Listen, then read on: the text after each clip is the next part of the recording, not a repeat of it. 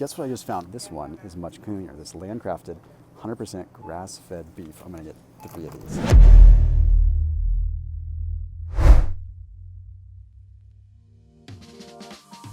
We're heading back into Dollar Tree today, and this time we're going to the snack section, and I'm gonna show you a get this, not that run through. So that way we can have an idea of, well, which option is better than the other and why, especially if you're on keto and you're looking for some quick snacks. There are some amazing things that we can get at Dollar Tree, and I'm telling you, people tend to throw it under the bus because it's Dollar Tree, but a lot of times they get these products from the same distributors as they would at other stores. So we can find equal quality products for $1 that you might pay $3 for at Walmart, $5 for at Target, or who knows how much at a regular retailer. So let's head on in and let's try not to get kicked out. We'll make this quick. We're gonna start in the drink aisle because we might find something that works really well when we're on keto. Now the nice thing is you could pop into Dollar Tree and you can get yourself something refreshing and not spend $3 like you would at a regular convenience store. So these sparkling ice drinks are quite interesting. Did you know that they have a little bit of, well, this one might not. Yeah, this one's caffeine free. Usually they have a little bit of EGCG in there. It depends which flavor you get. Now, EGCG stands for, get ready for it, epigallocatechin 3 gallate, and it is what is usually in green tea. Now, the cool thing is these sparkling ice drinks, depending on what flavor you get, of course, oftentimes has that in there, which is a nice mild antioxidant. Something that if you are just looking for something between meals, just to tide you over, it might work out perfectly for you. Now, I only see that they have this flavor. Let me point out why this one might not be the best. This one's a little bit different because they add some vitamin A into it as an antioxidant versus the EGCG. I liked the EGCG, because there's a little bit of caffeine in it, and that's kind of nice, just a small amount. But if we look at the actual ingredients in this, we have carbonated water, natural flavors is the second ingredient, which scares me a little bit, potassium benzoate, vegetable juice for color, apple juice concentrate, lime juice concentrate, sucralose. See, they're using sucralose. I'm not a big fan of that. Wait a minute, there is green tea extract. That's kind of funny. So they're using green tea extract, but there's still no caffeine in it. Something doesn't really add up, because if there's green tea extract, there should be at least a small amount of caffeine, unless they're using such a small amount of it that it's negligible, in which case the antioxidant effect wouldn't really matter. So $1 for this just isn't that good of a bargain though, because they're the same price at Target, they're the same price at most stores, they're usually 99 cents. Is it acceptable? Yeah, in a simple way, it is kind of acceptable, and it wouldn't be my first choice, but it wouldn't be my last. Let's see what other stuff there might be. What are these Rockstar Pure Zeros? I mean, it's a good price to only pay $1 for this, but what do we have in here?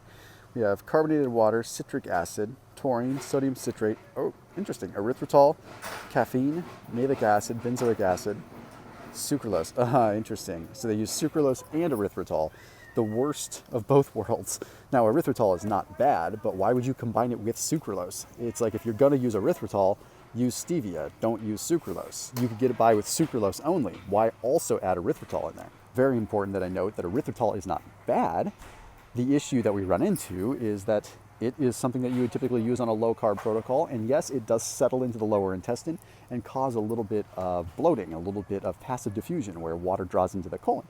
But I don't know, it just doesn't make sense to have erythritol and sucralose when you could have just one or the other and not have both going on. Anyway, it doesn't really make a lot of sense.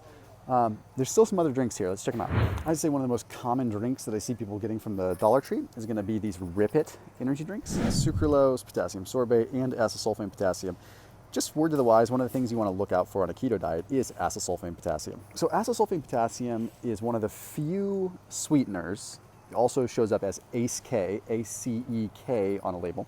One of the only sweeteners that has been demonstrated in studies to trigger what is called a cephalic insulin response, meaning when it hits your tongue, it triggers the pancreas to produce insulin. Now, it is a very inconclusive data point with that because different studies show different things, but most of them that I've seen with acesulfame potassium demonstrate that there is that cephalic insulin response. So what that tells us is if you're doing keto, the moment that you have an insulin response, your liver stops producing ketones. So we take a little break from ketone production. Doesn't mean it kicks you out of keto? No, but it could potentially slow down the fat burning that's occurring there. So I don't recommend acesulfame potassium. So far, out of all of these, the sparkling ice drinks would be acceptable, not ideal. But it's the Dollar Tree, you're on a budget, you gotta get by with what you can. The best thing to do would just be to have water. Here's something interesting. What about these Propel Fitness waters? What's going on here? Interesting drink.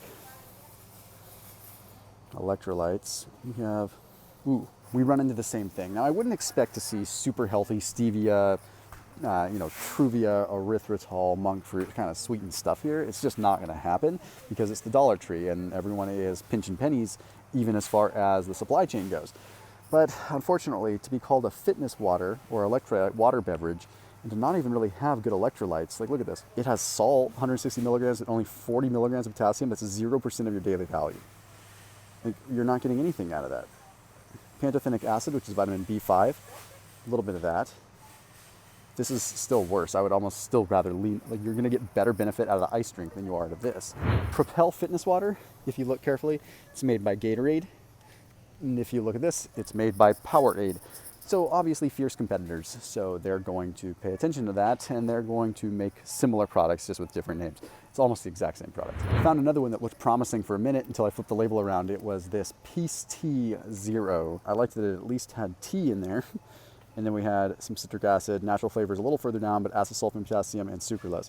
The thing I do like about it is at least, with the exception of those sweeteners, at least this is pretty minimal ingredients. There's not a lot of stuff in there. There's no benzoates, there's nothing. It's just sweetener, water, tea. So it's nice. It's in the world of dirty sweeteners, this one's not bad. It's just a lot of acesulfame, potassium, which couldn't be the best thing, but it's also not the worst. At first, I thought I found something cool. Okay, so this Premier Protein, ready to drink protein drink. Let's see what's in it. It looked promising, but unfortunately, it's not the best. Okay, water, milk protein concentrate. It's not whey protein, it's just milk protein. And it's not even isolate, it's concentrate. Then we have oats, soluble corn fiber, which is rough on the gut. So you're gonna get a lot of bloating with this. Sunflower oil, natural artificial flavors, cellulose gum, and oh my God, hexametaphosphate, yeah, lots of preservatives. Acesulfame, potassium, not clean, I'm sorry.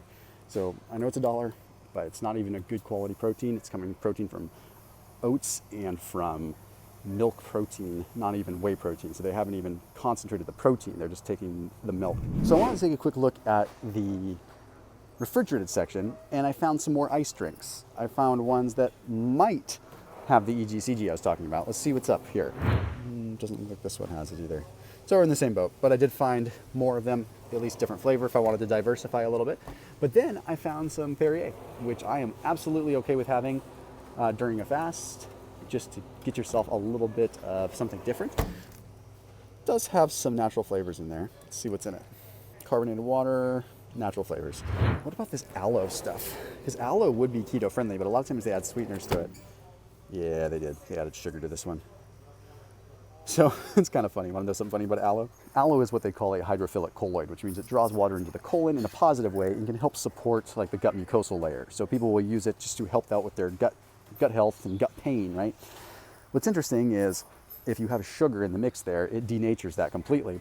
It also triggers the production of what are called lipopolysaccharides, which break down the gut mucosal layer and trigger some inflammation at that cellular or epithelial wall.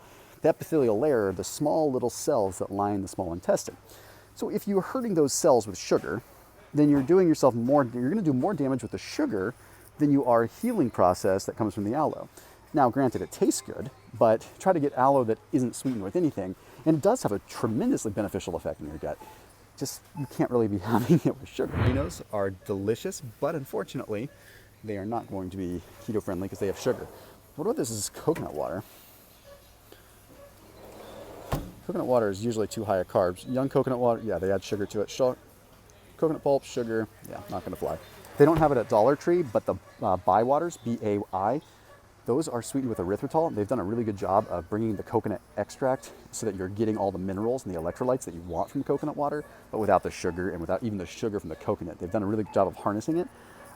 So anyway, recommend it. So as far as the beverages are concerned, I'm going to go ahead and I'm going to get myself a couple of these ice drinks and I'll add them to the cart for what is halfway decent. Before we get into a lot of the snacks here, I do highly recommend that you check out Thrive Market down below in the description. So Thrive Market is a place where you can get a lot of your keto snacks delivered to your doorstep. And the reason that I say this is because if you're on a budget and you want to be able to get things that you would normally get at Whole Foods or more expensive health food stores, you can probably save some decent money by going through Thrive and be able to actually get some of those more esoteric items that you otherwise wouldn't be able to get. So highly recommend. I put a link down below. I work with them a lot. I use them all the time, and they're a big supporter of this channel. So first of all, thank you Thrive for all the support and all the help. But secondly, thank you for making my life easier when I travel. A lot of times I will even have a Thrive box shipped to where I'm going, so that if I know I'm going to somewhere a little bit more remote, then maybe I could have some of my goodies shipped there. And a lot of times they'll give you really good prices on the shipping too. So highly, highly recommend you check them out if you are in a pinch and you're trying to find good keto snacks, or if you just live in an area where maybe Dollar Tree or Walmart is all you have. I've lived in places like that. I used to live in a place called Uvalde, Texas for a little while, and we didn't have a whole lot. We had Walmart, we had some Dollar General, so it would have been very difficult. So anyhow, highly recommend that you check them out. Special link down below. This is what we're talking about. We'll find some stuff here for sure. Ooh, this is kind of nice. What is this? Mackerel? I know that's not like a snack that you might... Ooh, that's some cool stuff. Okay, yes, now I'm happy. So if I was in a pinch and I was on the go and I needed something like really quick and I just needed to get some protein in, I feel like this could be a decent selection of stuff for me. There's some good protein options here in the canned food area. Now, it's not going to be ideal, but we're trying to do clean keto. We're trying to do things right. So what's this? This wild-caught seasoned with lemon and pepper. 14 grams of protein with 2 grams of carbs. Light tuna, not albacore, which in this case we want. This one has a little bit of sugar with the flavoring, no big deal. Black pepper, citric acid, lemon juice, modified food starch. That's a little frustrating. Then at least it has a pea and carrot broth in it. But I mean, it's $1 and you're getting some good clean protein. So that would be okay. But what about just the one that doesn't have any flavoring in it? Just straight up protein. Well, let's see. Here we have light tuna, water, vegetable broth. I'm guessing the carbohydrates are coming from a little bit of the carrot, but that's still not bad at all. Dolphin safe, high protein, wild caught. It's just nice to see that for once. I mean, at least tuna is generally wild caught, but at least it's sustainably caught too. I'm happy to see this. So the question is, should you get it in the pouch or should you get it in the can? I prefer getting it in the pouch because it's easier on the go. And I tend to think that there's a little bit less in the way of some of the lining that could be in the can. Now, a lot of companies have moved away from BPA lined cans where you don't get the bisphenol A and what is BPA, the stuff that could have a toxic effect on you. Most cans have moved away from that, but it's nice to see the pouches because it's super convenient to be able to eat it in your car and not run into an issue of making a huge mess or needing a can opener. I'm definitely in, so I'm gonna get one of those. Nice little snack.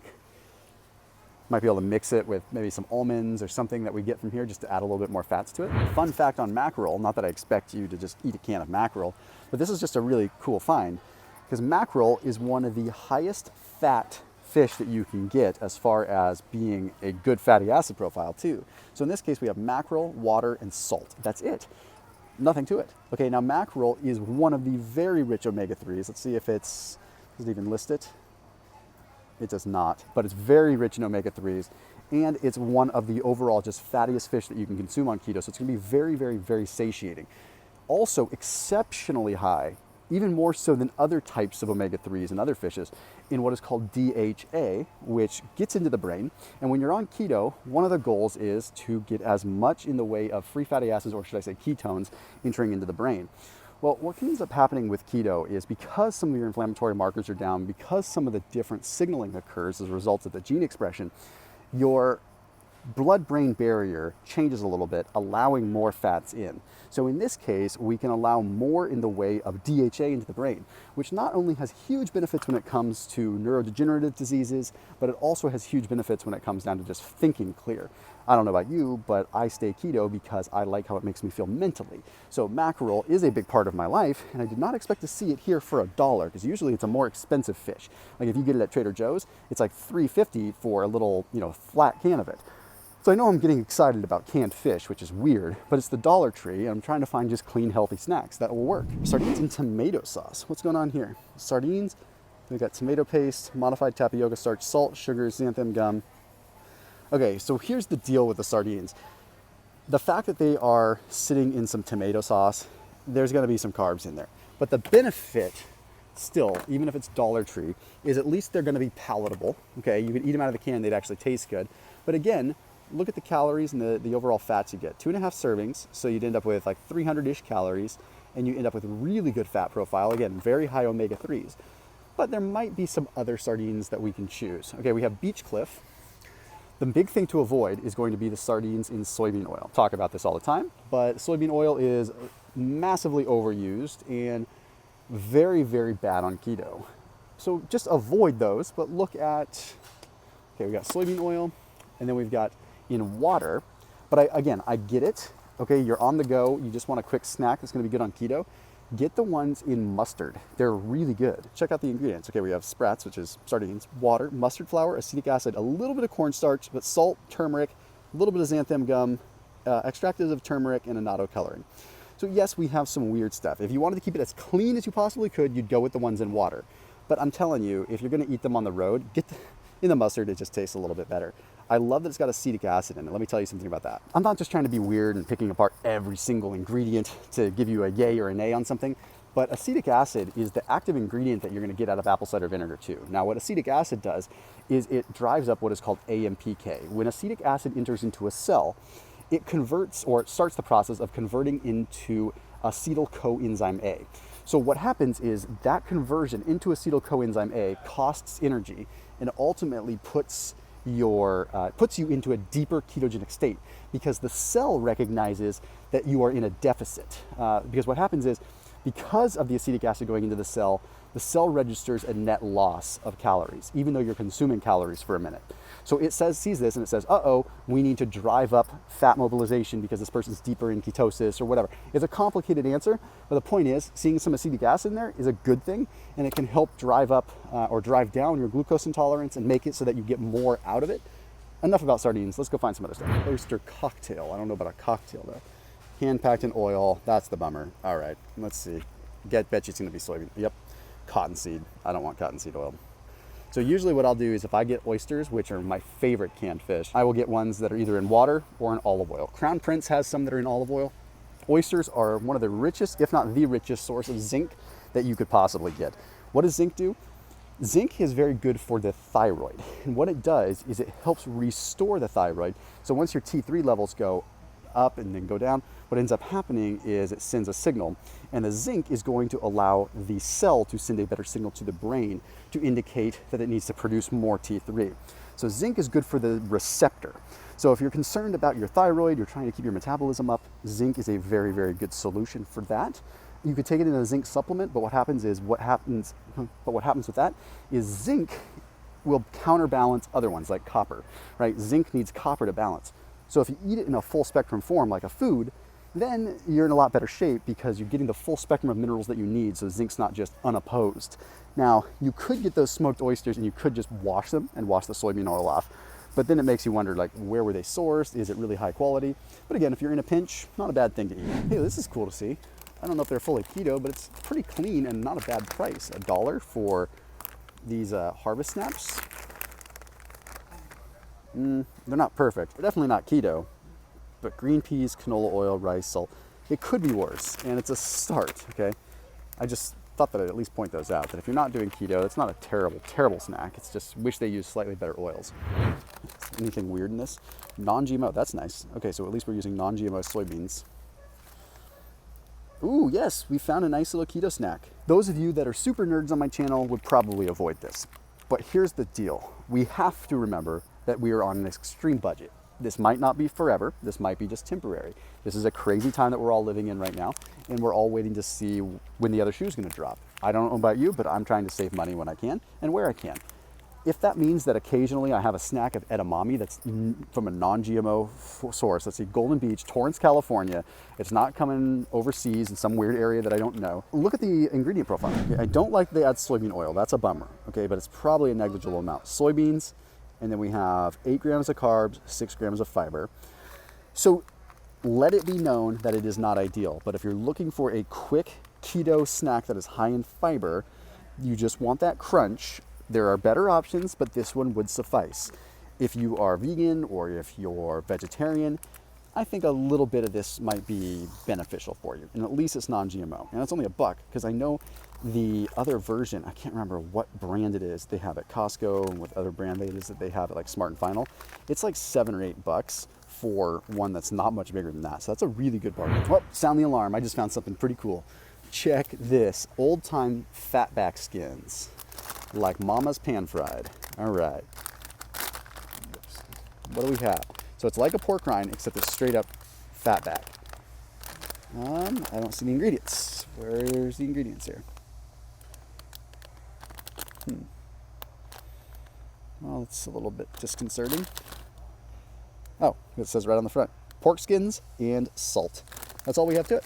Pork skins and salt. Nothing else in there. This is going to be a higher fat version. See, look, 4.5 grams of fat for a ½ ounce serving compared to, let's just say, regular pork rinds that are like puffier, right? Let's see, that's a bad example because that one, actually it's about the same. Okay, so that's interesting. So ½ ounce, 4.5 grams of fat.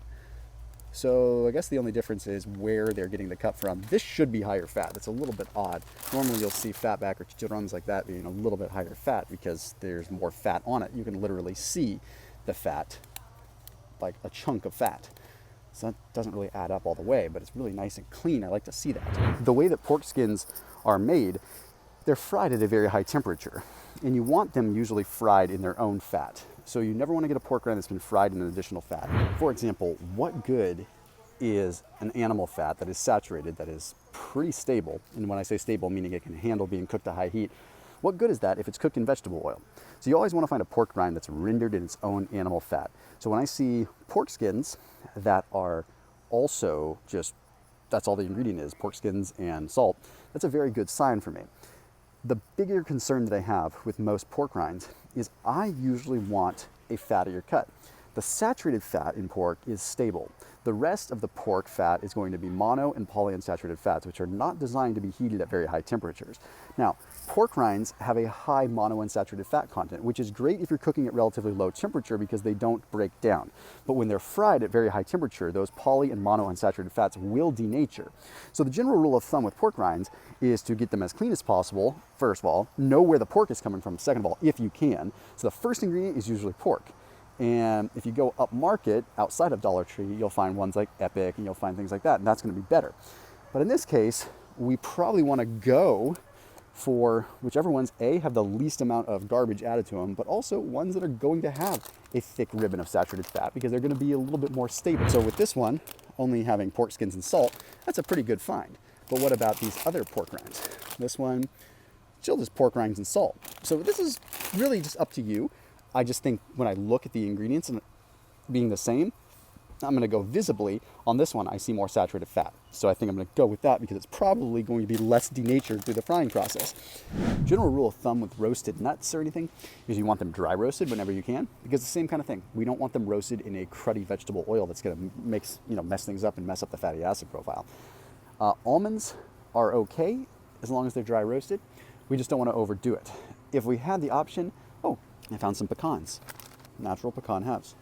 Doesn't mean they're organic, they're probably not, but that's kind of nice just to find these. Now pecans, if you've ever noticed, like the skin is really soft, and you know how when you chew a pecan, you can feel they're kind of mushy and kind of soft. They're easier to masticate. I said masticate, okay, not the other word. They're easier to mash up in your mouth like that. And that means they're mechanically easier to digest too, so they pass through, you absorb the fats a little bit more. They're also pretty high in the good omega-3s that we want. However, it's a little bit negligible because the omega-6 content is so high. Point being, it's cool that I found these. I'm going to get pecans because these are usually a pretty expensive nut. 1.25 ounces. Check out the carb content here. We have 4 grams of carbs, 3 grams of fiber, so only 1 gram of net carb, 22 grams of fat. Have this along with some of your tuna, and you're good to go. So that sucker's going in the cart. Now let me show you a little bit of what's going on with the almonds, why we have to be careful. Almonds in vegetable oil, canola, and or safflower oil. We don't really want that. We want dry roasted. So do I see any dry roasted? I don't on this end cap. What about these hickory smoked? Yeah, same kind of, these also add maltodextrin too. What about pistachios? Do I see anything? Oh yeah, pistachios and sea salt. I think this made my other Dollar Tree video. So this is a really good find. Pistachios are a higher carb nut, but pretty negligible too for this pack. We have 6 grams of carbs, 2 of which is fiber, so 4 grams net carb. I do like pistachios because I like the mineral profile. They're just higher carb, which poses a little bit of a problem. Cashews I would avoid, especially when we have pecan options and we have nicer sort of pistachio options. And we're gonna see if we can find some other almonds and stuff. I know this question is gonna come up about peanuts. I would prefer you don't have peanuts because they're not the most keto friendly. Okay, look at this. We have 5 grams of carbs. So we have 3 grams of net carbs. So they're a little higher carb but they're also very high omega-6, and they can make you feel a little bit sluggish. If you've ever had peanuts when you're on keto, you notice, oh, I feel kind of bogged down. Even a little bit with almonds too. The thicker the skin, like on an almond, usually is an indicator of how much phytic acid is in there. And phytic acid makes it very difficult to absorb a lot of the minerals that are coming from the nuts or from the other foods that you eat. So for example, if you ate a bunch of almonds along with a delicious, nutritious meal, those almonds themselves would chelate or bind to some of the minerals from that food, and they would make a positively charged situation, literally positively charged, so that the minerals cannot pass through the small intestinal wall. That's why chelated or chelation foods, like things that are oxalates or phytates, can be dangerous on keto to consume a lot of them. So I usually recommend rotating the nuts that you get. Pecans are a little bit low phytic acid, which is great. I've talked about these in other videos. This energy blend is nice because it has has almonds, pecans, walnuts, honey roasted peanuts. The problem is the honey roasted stuff all spreads to the other foods, the other nuts. So then you have to pick it apart and you end up with a bunch of sugar ultimately. But what about this Smart Choice blend? Is this one decent? Unsalted peanuts, dried cranberries, unsalted cashews, almonds, and walnuts. If you worked around the peanuts and you worked around the cashews a little bit and you left the almonds and walnuts, you'd be okay. But I think we could find something a little bit better. Let's see. Yes, and I found it. This power blend. Salted walnuts, which are the richest omega-3 nut that you could find. Granted, they are high in omega-6s, so it doesn't necessarily equate. Salted shelled pistachios, salted peanuts, which we could get out of there if we wanted to, salted filberts, which are hazelnuts, and salted almonds. This is a really good blend. So just pick the peanuts out or just have them in moderation. This nutrient profile, we have 5 grams of carbs, 3 grams of fiber, so 2 grams of net carbs. They are roasted in vegetable oil. I hate this. Peanuts, almonds, pistachios, filberts, walnuts, roasted in vegetable oil. That is such a bummer. But just because it has hazelnuts, which are usually really expensive, I'm going to get them. You just have to pick your battles, right? You're going to have these things that come in from time to time, and you're just going to have to deal with them. You're getting so much in the way of the polyunsaturated fats from the vegetable oils all the time anyway. It's, I don't know, just, again, to pick, like, what foods do I want to accept some vegetable oils in? If you're going to go super, super clean all the way and not have them, you probably can't really shop at Dollar Tree. You're going to have some vegetable oils that come in. It's just a matter of getting enough omega-3s to counterbalance them. Now, I'm really glad that I just walked down this aisle a little bit more because I just found they did have some whole almonds, and I think these are raw whole almonds. Yay, so some of them aren't roasted in vegetable oil. This is great. The only problem, if they're not roasted, is it doesn't break down the phytic acid as well. But it's still a good find to find natural almonds for $1. 2 ounces too. This is going to be 2 servings. So 2 servings per container, 170 calories. You definitely don't want to eat the whole bag. Eat 1 serving at a time. It should last you should have no more than 1 ounce of almonds per day if you are eating these other vegetable oils too. Ooh, wait, what about jerkies here? Yeah, I'm glad I took another spin. Let's see what we have here. So what you want to look for in budget stores with this kind of thing is you want to find ones that do not have soy in them, ones that do not have soy sauce, okay, because it's got the wheat in it, which is going to hurt a lot of the impact of the ketogenic diet as far as gut biome goes. So if we look at like Slim Jim, let's see, wow, I can barely even see these ingredients here. Long story short, it actually has like soy flour in it. Look at this original beef jerky here. This one, okay, we have beef, water, brown sugar, hydrolyzed soy protein, dextrose, soy sauce, water, salt, hydrolyzed soy protein, corn syrup, caramel color. Ooh, there's a lot of garbage in that. Let's try Oberto here. Regular beef jerky. We have beef, brown sugar, water, vinegar, yeast extract, which is basically MSG, but there's no soy sauce. That's a plus. But how are we doing? 5 grams of carbs, 5 grams of sugar in 1 package. It would work in a pinch. I don't like that yeast extract is basically MSG though. So pre-prepared to feel very weird after having this. Then there's this one from Butterball. This is kind of interesting. Ooh, this is cool. Oh, this is turkey jerky. Ah, I get it. Okay, what do we have in here? Turkey, brown sugar, water, natural flavors, soy sauce. Okay, it's gluten-free soy sauce. Want to get both? If I had to choose between beef and turkey here, I'd go with beef because the turkey I know is going to have a ton of antibiotics in it, just because that's the way turkey is. Here's a perfect example with the Jack Links one. See, look at it. We have beef, water, sugar, brown sugar contains 2% or less. Okay, soy sauce, wheat, soybeans, hydrolyzed corn protein, yeast extract. Ooh, this one's a nightmare. Definitely don't want that one. So out of all of these, the turkey jerky seems the best, except the turkey itself is a problem. And then we have the original beef jerky, the Trails Best, excuse me. Still has some soy protein, but I know from the soy sauce in there, it doesn't say there's wheat in there, so it's gluten-free soy sauce, but it has a lot more preservatives, so we can't really win. I guess if I had to, I'd go with the turkey jerky. Remember, the biggest ingredient to look at is the first ingredient. So the first ingredient in jerky is generally going to be the meat. So before you look at all the other stuff in there, all the other stuff that could be bad, we have to first look at that first ingredient. And what is the quality of that?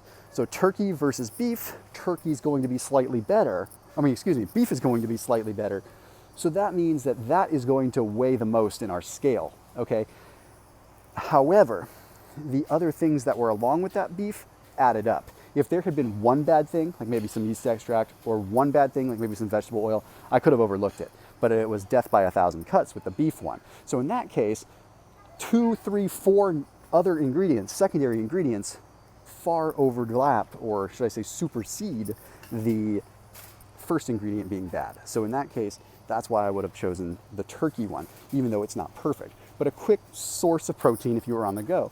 But again, the tuna works just as well. Guess what I just found while I'm in the checkout line? Seriously, check this out. This one is much cleaner. This landcrafted, 100% grass-fed beef. I'm gonna get 3 of these. Holy cow, this is a super cool find. Really good find. Holy cow, I cannot believe that I found legitimate grass-fed beef sticks at the Dollar Tree. That just goes to show there are so many little hidden keto snack finds that we can find at the Dollar Tree. Anyhow, thank you all so much for watching, and make sure you keep it locked here on my channel. Don't forget to subscribe. Don't forget to leave a comment with the kind of grocery hauls you'd like me to do in the future. I'll see you tomorrow.